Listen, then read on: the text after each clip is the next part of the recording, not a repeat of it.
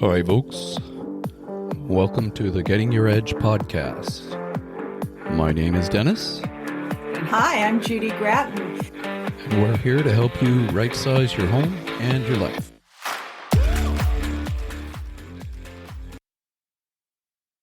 Welcome, everybody. This is Dennis Day with the Edge Group team, and it's Getting Your Edge, How to Right-Size Your Home and Life podcast and YouTube channel.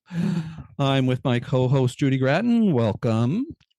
Hi, Dennis. Hi, everybody. Our topic for the day is 5 clues your realtor is working for a commission and not for you. Now, realtors usually work for, or almost exclusively, are independent contractors, and they get income based on the percentage of the sale of a property. Very few are on a salary or of any type, and this is their sole source of income. And many of our agents don't work for you. And I hate to say that, but they are working for a commission. How can you tell? We're going to give you 5 ways to find that out. Number 1, your agent is not willing to do a listing kickstart and open house event.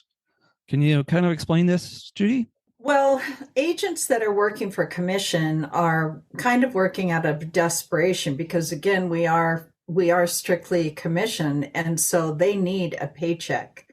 But they don't have the funds and sometimes not the time, because a lot of agents also do this part-time, so they may be working another job, to focus on actually doing the best marketing to get the best price for your home.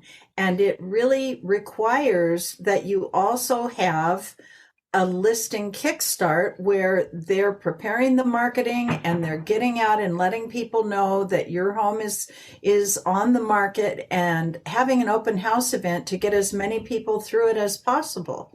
And the open house event, the way we do it, it is an event. We try and have a lender there if we can get them there. We have snacks, not any big deal, but things that people can take out with them. We have toys for children. We have balloons. We let the neighbors know that we're coming in. It's a real open house event 3 days over the weekend. So oftentimes, and I've heard agents say this, open houses are only for the agents to get buyers. Well, don't you want a buyer for your house? And so if your agent is not willing to do a real open house event and not just slapping a sign up in the front yard, that could be a sign that they're not totally dedicated to getting the highest and top value for your home. Totally agree. One of the biggest jobs a real estate agent needs to do is get as many number of eyeballs or bodies in the door. The more people see it, the more chance you're going to find that buyer who really, really wants it. The more chance you're going to have for multiple offers, and the better chance you're going to have a larger income from the sale of your home. You get a better price. And again, where you're doing an open house and suddenly you have multiple parties in the open house, and it creates this sense of urgency, and suddenly everybody wants it. And that's when you start seeing multiple offers come in. That could even happen in a slower market than what we're in right now. Right now, it definitely is a seller's market, and you're pretty confident if it's priced right, you can get the right price for it. But it's getting it above the asking price. That's the goal of getting as many eyes on it as possible. I think you're a lot nicer than I am. When an agent is not willing to do an open house, I often hear is, well, open houses don't work. It's going to sell so fast anyways. I think they're just not willing to do the job. I mean, this is part of the job. Get as many people looking at the home as possible. We've got that one. Let's go to number 2. The agent does not present you with data to help you make an informed decision about the fair market value of your home. Judy, you did this last week with one of our clients. Explain this.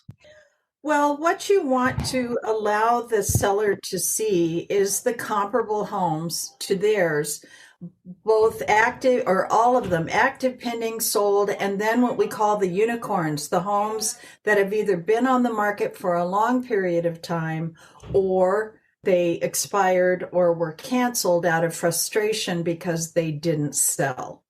And buyers are very, very capable now of of having a pretty good idea of what a home is worth long before they ever walk into it. There's access to information online that can give them an idea of what the fair market value of a home is. And your home will sell for what the market dictates, not what you dictate, unless it happens to hit the same number. But the market will always dictate what a home sells for. It's what someone is willing to pay. So you can say, I want this much, and that's wonderful, and we want to get that for you. But sometimes it's more than what the market is willing to pay. And so to get as many eyeballs on it as possible, you have to bring it in at either level 1, 2, or 3 in interest within your area, because those are the homes that are going to move quickly, and they're considered fair market value. And they're based on your competition, the homes that are pending and already have, we know they were in a price range, somebody was willing to make an offer, and the solds within the last 6 months at most tell us what people were willing to pay. Sometimes it's shorter period of time than 6 months because the market moves so quickly. And this is all information that your realtor understands and can present to a seller so they can make an informed decision, because they are the decision makers on what price they want to set for that home. Oftentimes we see a home that's sitting on the market for days and days. I mean, even up to 100 days or more. When that's happening, what is that telling you, the seller, and the seller's agent? That chances are pretty good that based on the condition and location that home is in, it is overpriced. People are not willing to even make an offer. A lot of buyers have been conditioned to believe that they don't have a lot of negotiation power on offers. I've had a lot of sellers say, just bring me an offer. Well, if you can't generate an offer, it means that in general, the buyers on the market think it's so overpriced, they're not going to make an offer. And you know what happens to those listings that sit on the market, even up, 30 days or more, is they become stigmatized. Yes. People think there's something wrong. Nobody wants that home. I don't want a home that nobody else wants. No, you're absolutely right. They think, what's wrong with it? In a market like we have today, and particularly where the average days on market are somewhere around a week at best, in high moving areas, if it's sitting on the market for 30 days, that's exactly what the buyers are thinking. What's wrong with this home? I don't want what someone else doesn't want. I always say every home sells at some point. I actually, years ago, there was a home that was listed on our multiple listing service that said, no key box, no door. It didn't have a door. That home eventually sold. But the situation is, at what price? So time and again, what we see when a home is overpriced in the long run, when it sits there for a long period of time, to get an offer, they're going to lose money from where you initially said, this is a fair market value. If it went higher, it will come in below that fair market value, and they'll actually lose money. That's why it's so important. The marketplace today is, you've got to be priced right on day one. Number 3. Oh, little or no contact between the contract and closing, and sometimes not even at closing. I've heard this time and again when I ask clients, have you had experience with real estate before? Tell me a little bit about that.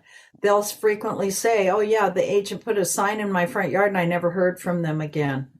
Communication, unfortunately, as an industry, we've been given a bad rap, but an agent who is not communicating with you on a regular basis is just not doing their job, and therefore probably just after a quick commission.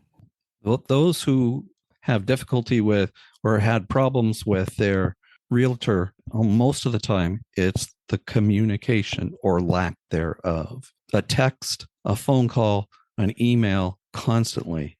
In between signing that contract and your closing about 30 days later, there's a lot that happens in that time. There's Yes. important dates that you have to meet and the buyer has to meet. Yes, both parties. One of the things we do is provide a timeline. So you'll know what you have to do and when everything's going to happen. The buyer's got to do this. You have to do that. Close at that date. Yes. That it's not that hard. Communication is important. Yes. The agent does not prearrange with you a strategy in case the home does not sell in the first 2 weeks. If it doesn't sell in the first 2 weeks, what does that mean, Judy? What we do in addition to the timeline when you're under contract is we provide you with a report weekly, normally on Monday or Tuesday after the weekend, where we tell you what kind of feedback we have received from potential buyers and agents who have looked at it either online or come through the house itself. We tell you what kind of feedback we've gotten from them. And we also look at what kind of competition you may now have that you didn't have last week. So did a home sell and yours didn't? And then we look at photos and we look at the homes and we suggest there's an open house there. Stop by and look at it and see what they've got. So you know what your competition looks like. So we're constantly keeping you informed if the market is changing, what people are saying about it, how many people went through, and what we did to generate interest. And then based on that, if your home has not moved in the first 2 weeks, maybe we've discovered through feedback that we need to do something with the photographs, or maybe the landscaping needs to be cleaned up. But normally what it boils down to is we need to make a price adjustment. We didn't hit it right the first time. And so we look at what we need to do on a price adjustment, and then we put that out in the marketplace that we have an adjusted price, a new price on this home. And once again, we go through the open house process and we start trying to generate interest at that new price. People look at homes normally in $5,000 increments. And that's why you'll see a lot of homes at like $799,999. Because under the $800,000 mark, they're going to collect everybody from $750 to $800 or just under. And then if you go $800 to $850, and if you keep it in there in some number, it will attract attention.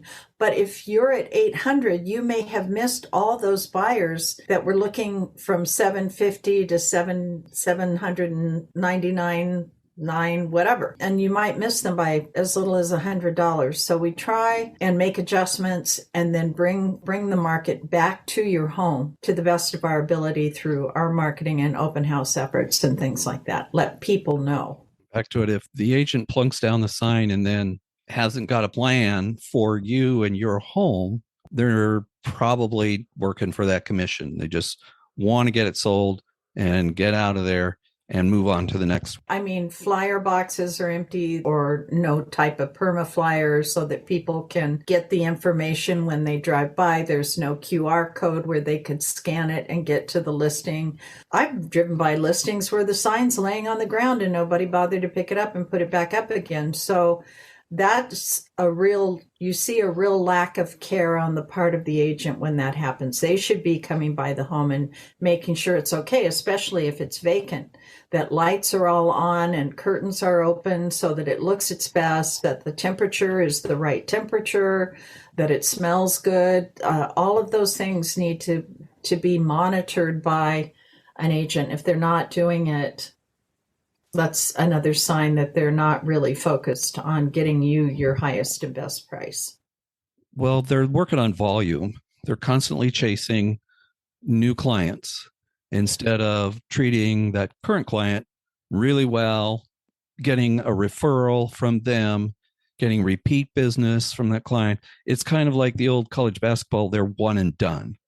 Once you've gone, you're never going to hear from them again. And they're just constantly moving from the next sale to sale to sale. All right. Lowers his or her commission with little or no negotiation. Now, wait a second here. This seems kind of counterintuitive, because if I'm a seller and my listing agent is willing to lower their commission, isn't that a good thing? Maybe, but you don't know because you don't have a contract yet. However, if they're not willing to negotiate for their own income, how do you think they're going to negotiate when prices start coming in for you? and other aspects of the contract that are important to your best interest. If they can't negotiate for their own commission, what are they going to do when it comes to negotiating for you? I think it's a really good clue of a person who is interested in helping you.